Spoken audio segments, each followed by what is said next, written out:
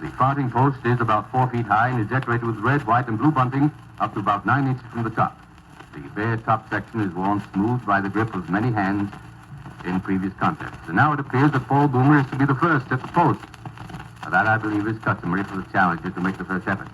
Yes, Paul Boomer takes off his dressing gown and strides to the farthing post. He grips it firmly around the top and flexes his knees.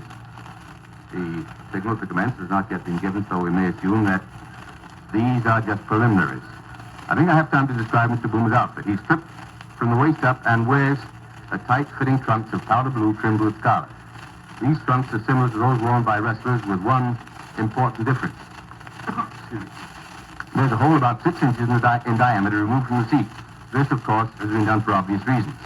This symmetrical aperture is called the fenêtre de brise, literally translated meaning the zephyr window. Mr. Boomer's fenêtre de brise has a scarlet trim around its perimeter, giving a very provocative air to this genial Australian backside. And there goes the signal to commence.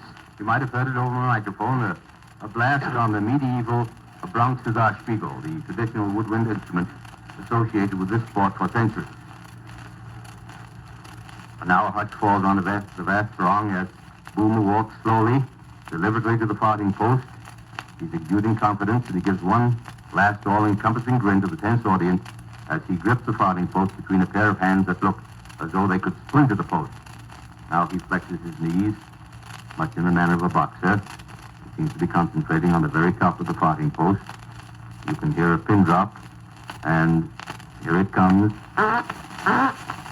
Oh, a beauty, a beauty. I think it was a triple flutter blast. Yes, that's what the judge signals. A triple flutter blast. That gives him 25 points right off the bat. And another of the same, and another 25 points. That's followed by two, I beg your pardon, 3 fuzzy farts in rapid succession. It's amazing how this man can change pace and style of offering by a slight, simple shifting of his buttock area. He's still gripping the post in complete concentration. Boomer now has a score of 65. Those last 3 fuzzy farts at 5 points apiece, adding 15 to his previous score. And now here's something coming. A flooper, a perfectly executed flooper. What's that? I'm sorry, ladies and gentlemen. That was a follow-up flooper. The second time in the history of this sport that a follow-up flooper has been achieved in open competition. The only other time, I believe, was during the World Series held in Europe in 1783. During the course of this series, Francois Fouf, the famous French farter, after leaving a follow-up flooper, defeated Sandy McWind, his Scottish opponent, by only 1 bloop and then dropped dead. As you know, since then, in honor of Monsieur Fouf, the bloop has been dropped from open competition. And now the score is 105 for Boomer. Flooper, of course, counts 10 points, but a follow-up flooper, a very difficult maneuver, gives 40 points.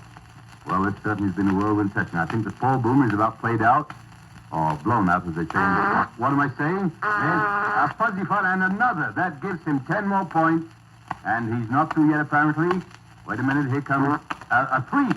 Oh, a little freak, worth only 2 points and very dangerous. And another freak. Well, not bad. Well, he's certainly putting up a fight. Well, he's certainly putting up a fighting finish.